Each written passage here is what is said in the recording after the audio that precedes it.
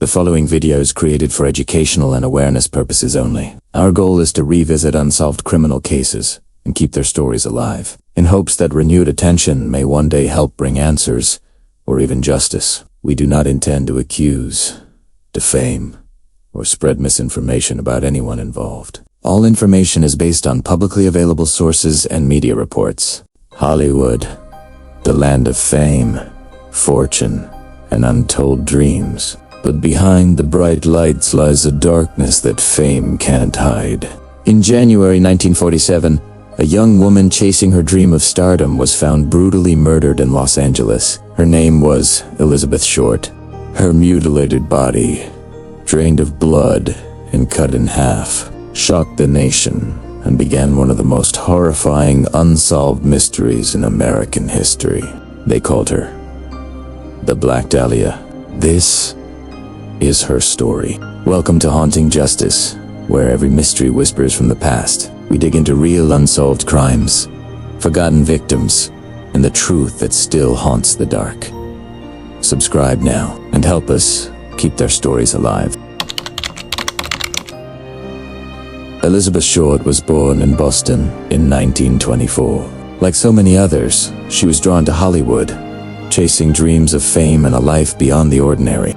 She was known for her striking beauty, jet black hair, porcelain skin, and bright red lips. Friends said she carried herself like a movie star, even when she was broke.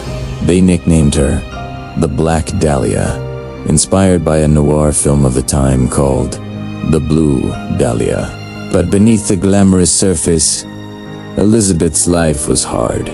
She drifted between cheap hotels, friends, couches, and bars where soldiers gathered after the war. She wrote letters home, promising she'd make it big someday. But destiny had something far darker written for her. Morning of January 15, 1947. Los Angeles. A young mother walking her child noticed what she thought was a store mannequin lying in a vacant lot. The figure looked pale, motionless, almost too perfect. But as she drew closer, she froze in terror. It wasn't a mannequin.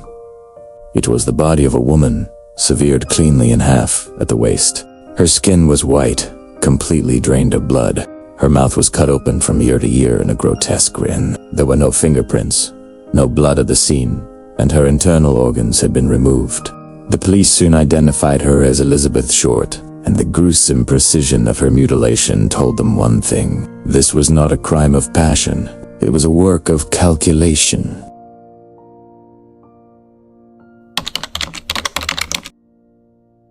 The LAPD called in its best detectives. Reporters flooded the streets, and the press gave the case a name: the Black Dahlia murder. Within days, the killer began taunting the police. A letter arrived at the Los Angeles Examiner, made from cutout letters of magazines. It read, "Here is Dahlia's belongings. Letter to follow." Inside were Elizabeth's personal items, her ID, photos, and a dress book, all wiped clean with gasoline. Whoever killed her wasn't just a murderer. He was a showman, craving attention. The city was in panic, and as weeks passed, new tips kept arriving from psychics, fame seekers, and even self-proclaimed killers. But the truth remained buried. Years later, one name would rise above all others: Dr. George Hodel, a brilliant but deeply disturbing man. Hodel was a wealthy Los Angeles physician known for his high intelligence and dark interests. In 1949, he was accused of sexual abuse of his own daughter, though he escaped conviction. At the same time, the LAPD was already watching him, secretly suspecting him of involvement in the Black Dahlia case. The police even bugged his house, recording hours of conversation. In one shocking moment, Hodel was heard saying, supposing, "I did kill the Black Dahlia. They couldn't prove it now. They can't talk to my secretary because she's dead." That chilling line was recorded, then ignored for decades. In the 1990s, his son Steve Hodel a retired LAPD detective, reopened a case on his own. He discovered family photos showing a woman who looked eerily like Elizabeth Short, and even uncovered crime scene similarities to other murders linked to his father. Steve became convinced that his father, George Hodel, was the Black Dahlia killer, and possibly a serial killer responsible for multiple murders across California. But despite the evidence, the LAPD never reopened the case officially. George Hodel died in 1999, taking his secrets to the grave.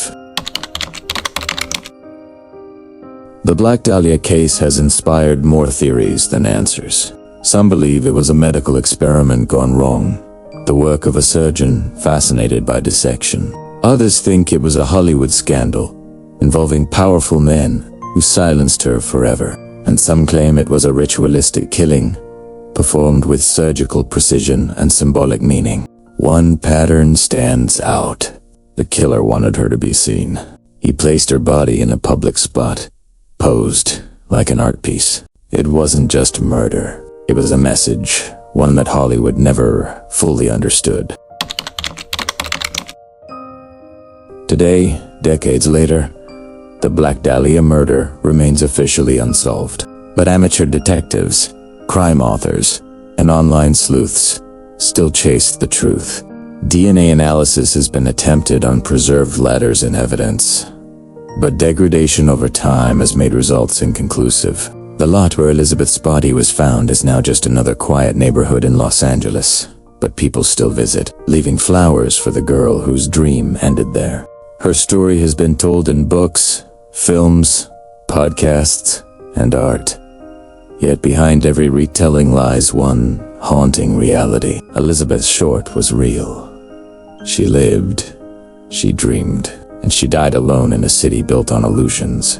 Nearly 80 years later, the identity of her killer remains one of Hollywood's greatest secrets. Maybe the murderer was Dr. Hodel. Maybe it was someone powerful, hidden behind fame, wealth, and influence. Or maybe it was someone no one ever suspected. Whatever the truth is, Elizabeth Short's story reminds us that even in a city built on light, there are shadows that never fade. If you want more true crime mysteries like this, don't forget to like, comment, and subscribe. Because in Hollywood, the next story might be even darker.